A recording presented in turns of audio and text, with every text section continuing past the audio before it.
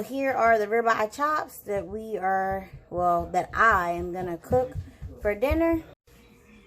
Hey ladies and gents, welcome to my channel. I'm Tanya Jean, and today we're gonna cook some ribeye pork chops. So my pork chops are here in the bowl. I've already washed them off, and I do wash my meat with baking soda water.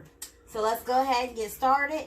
I also have a pan of oil that's already heated on the stove. So what I'm going to do first is I'm going to show you the seasonings I'll be using. I'm going to use some poultry season, some garlic powder, seasonal, Sazon,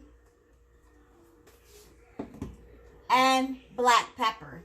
So let's go ahead and get our meat seasoned.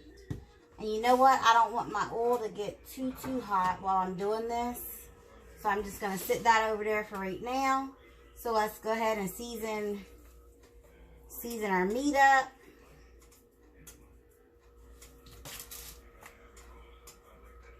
Alright, and then let's add some of our Sazon.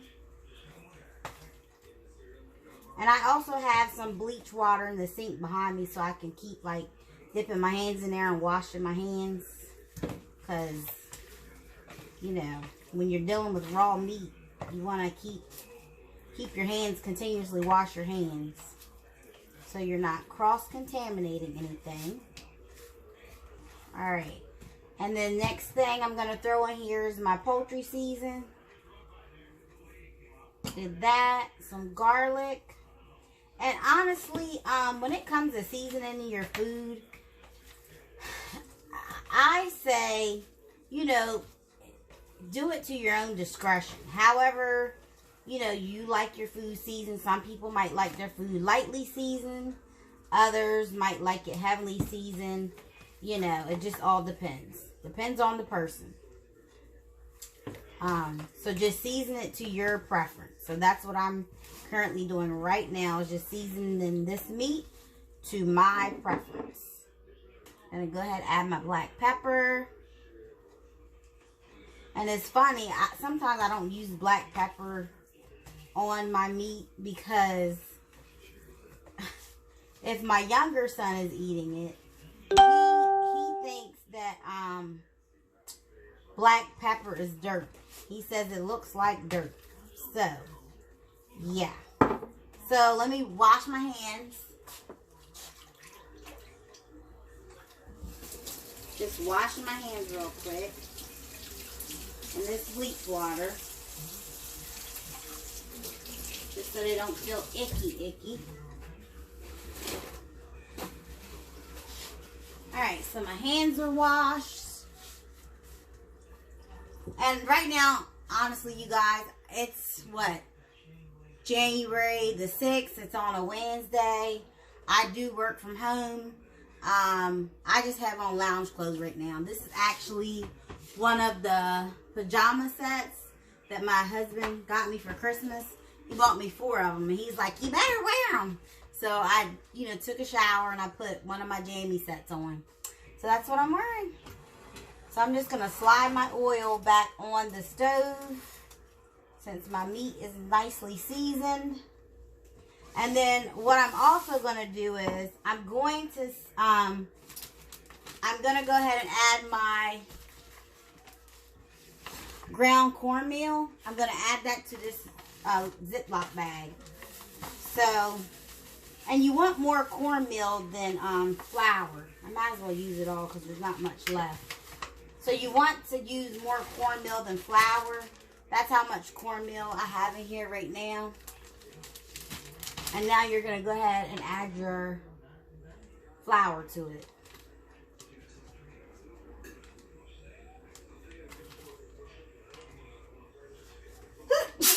God bless me. I think that pepper got up my nose. Alright, so I added like three little scoops of this was flour. And I'm just shaking it up. Okay, so I shook that up. And then what I'm going to do is I'm going to season my flour. So I'm going to put a little Sazon in my flour mixture. A little garlic. And a little poultry seasoning. What I'm not going to do is include anything salty.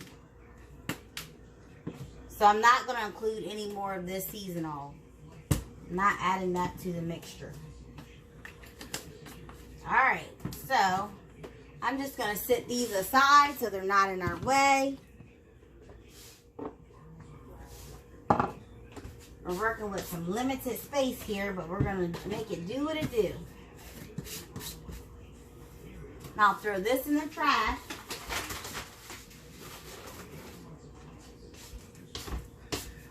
And then put our flour up.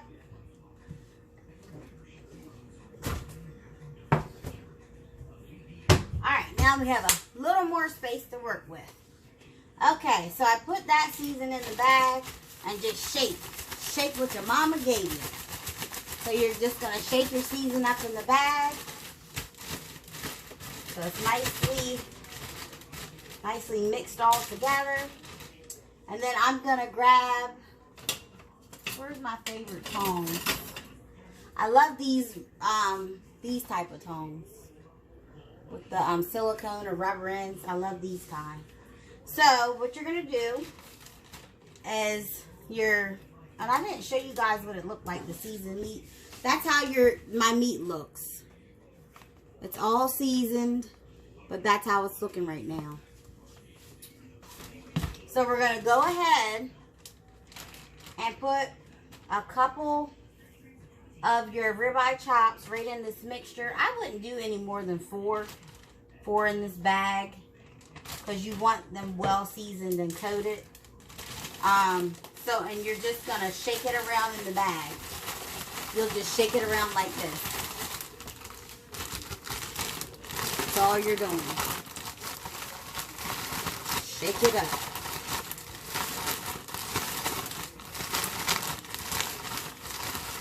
All right. So then let's test our grease. Oh, it's hot. It gave me a little sizzle. So what you're going to do now, shake the excess off your pork chops and put them right there in your hot oil. Put them right in there.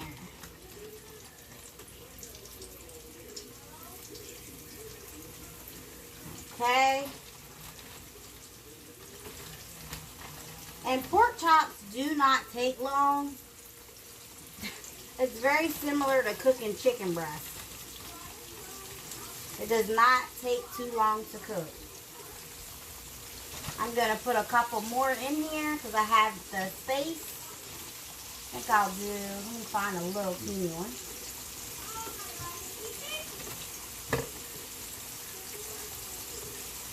So let's go ahead and shake up 2 more in the bag.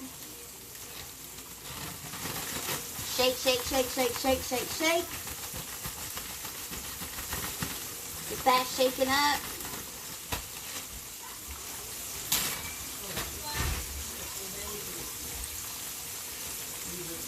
And if you guys hear people talking and stuff like that, mind you, there's 7 of us that live here, so there's always something going on around here. So shake that off and let that bad boy fry up. So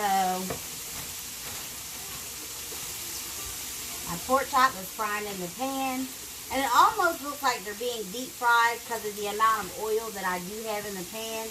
I'll bring you guys closer so you can. And the pork chops are frying up nicely in the pan. They're already looking golden. So we're just going to let those bad boys fry up. Alright guys, so my sizzle has died down on my pork chops. So we're going to go ahead and turn those over. And a lot of times, that's how you can tell when it's time to flip your meat over. Is because the sizzle dies down. So when that sizzle dies down, turn your pork chop or your chicken over. Okay? Turn it over.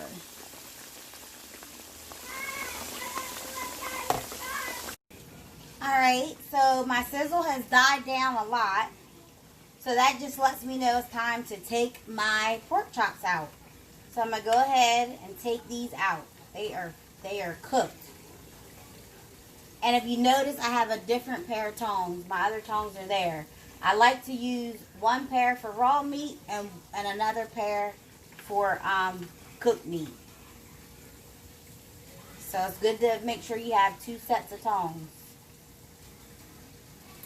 And this water is really boiling, so let me move this lid. So let's go ahead and take this out. The right one is always marked. I'm always right. Alright, and this Anything is... I don't know? I'm recording, honey. Don't So, this is what they are looking like right now. They're nice and golden and crispy. Alright, and let's get ready to flour our other pork chops. And my water is boiling. I have some water on the stove for some macaroni. And I'm just going to go ahead and use the Great Value box macaroni and cheese. I've already shredded up some cheese and cut up some of the, it's like that Velveeta cheese you can buy, but I buy the Walmart brand. So I got the sharp cheddar from what you call it, Sam's Club, and then that's the melt and dip cheese I also put in it. And then we're going to use some of that country crock. So let's go ahead and get our noodles in the pot. I went ahead and opened up 2 cans of the green beans. I went ahead and put the green beans in the pot. And I put some chicken powder in there, and that's butter. But this is what chicken powder looks like. So this flavors your food really, really good. So you guys got to try this, because these green beans are unsalted. And my last 4 pork chops are almost finished frying up. You can see already, I flipped them once. They're nice golden brown. I'm just waiting for the other side to cook up. And a lot of you might ask, because I had some people say, hey, with my pork chops, the batter tends to come off. The best thing to do is make sure your temperature on your stove. I have electric stove, so mine's set on 6 right now. But it's good to use more cornmeal than flour, because cornmeal tends to stick better to it and it fries up better when you're doing pork chops. My macaroni noodles, they're still boiling. They'll be done soon. I like them a little al dente. I don't like macaroni noodles all soft and squishy. I like them to have a little bite to them. My pork chops are all done cooking. They're nice and golden brown. I'm telling you, they're going to be some good crunchy pork chops. So they are all finished cooking. Look at that. Ooh boy. Looking delicious. Alright, so now our macaroni noodles are finished. They're nice and al dente. I have some milk here along with my cheese. We're going to go ahead and take some of this country crock. I know some people don't call this butter, but hey, it's butter to me. So we're going to add some of this country crock to our macaroni. And I'm adding a spoonful of that to my macaroni noodles. Alright, let me put the top back on this.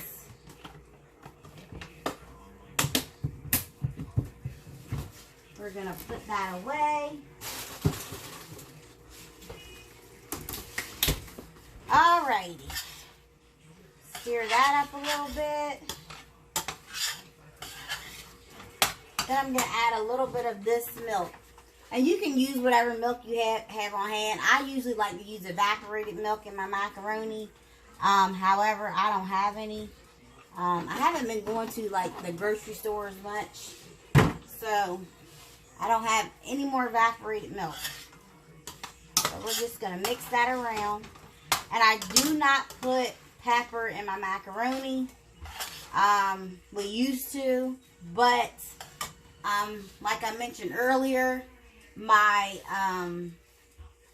7-year-old thinks that it's dirt, so I don't put it in there. So let's go ahead and put our cheese, and I shredded this cheese. It's like it was the block cheese. We're just gonna go ahead and put all that in there. Every single bit of that cheese is going right in there. And it's crazy because a lot of people don't like to use like the Walmart brand cheese and stuff like that, or the Walmart brand noodles, like the macaroni, the macaroni in the box. But honestly, if you add your own cheese to it, it's really good. And I've said this time and time again, a noodle is a noodle. Now, how you doctor it up is what counts in the end. Like, you can add some really good cheese to any pasta dish. So, that's what I'm doing with this. Because that macaroni that I showed you guys, that macaroni is only, I think it's like 38 cents or something like that. Very, very, very affordable. So, hey, it's a good buy. And just add, you know, your own cheese to it. Cyan, I'm filming, honey. Oh, I'm sorry, Mom. So just add your own cheese to it. And I'm going to tell you right now, it's already looking cheesy. Literally already looking cheesy. Look at that. And that's with me just using the cheese, the shredded cheese, and the and that other like that Velveeta, the Great Value Velveeta cheese. So yeah, and I'm gonna add a little more milk because I want it nice and creamy. So, and then this is the powdered cheese that comes with the macaroni in the box. And I think this just adds like a little salt taste to it and that like cheese flavor and color more than anything. So I'm just mixing that around. But I put a lot of cheese up in here. I'm telling you. Alright. Definitely needs more milk. Then we'll go ahead and add our other cheese pack. Pour that in there. Set that there. And we're going to mix this in as well. Get that bad boy mixed up.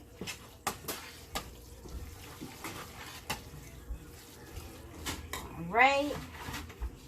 Almost there, you guys. Almost. A little more milk. A little bit more milk. I'm curious, what type of box macaroni do you guys like to buy? Make sure you guys leave that in the comments about what type of box macaroni you like to buy for your family. I mean, I know everyone says there's nothing like homemade macaroni, which I agree. I do agree.